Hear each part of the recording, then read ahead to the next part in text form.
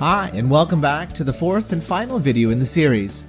In this video, we'll show you how to add your online banking info, where the program will let you check for errors, and how to save and submit your tax files. On the left nav bar, under the Refund and Balance Owing section, you can set up direct deposit. That way, they won't have to mail you any refund you might get, it'll be much faster, and you won't have to worry if you move. Change the first field to Start or Change Direct Deposit. Then add the branch number, the institution number, and your account number in the right spaces. Adding your direct deposit info is very highly recommended. Along the top, click on the third tab, Review. Here, if you've entered everything correctly, you'll see a screen like this. If you missed anything or made any mistakes, there will be errors listed here.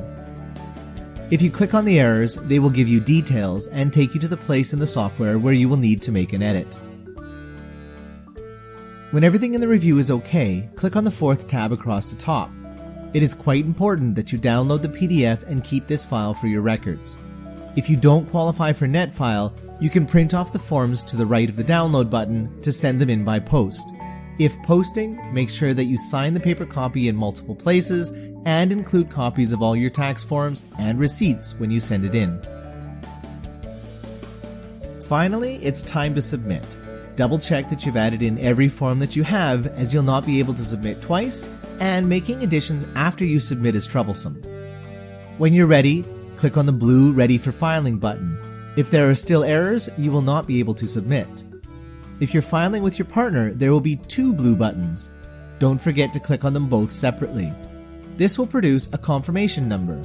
It is highly recommended that you save that confirmation number as well, just in case there are any issues. So now you should have two files saved, your PDF of your tax files and your confirmation number. We would also recommend that you save a text file with your UFile username and password. If you put all of these into a digital file labeled This Year's Taxes, you will be able to find these files easily next year when you will need this information again. As always, support can be found through uab.ca/ISS, and further tax help can be found at uab.ca/taxclinic.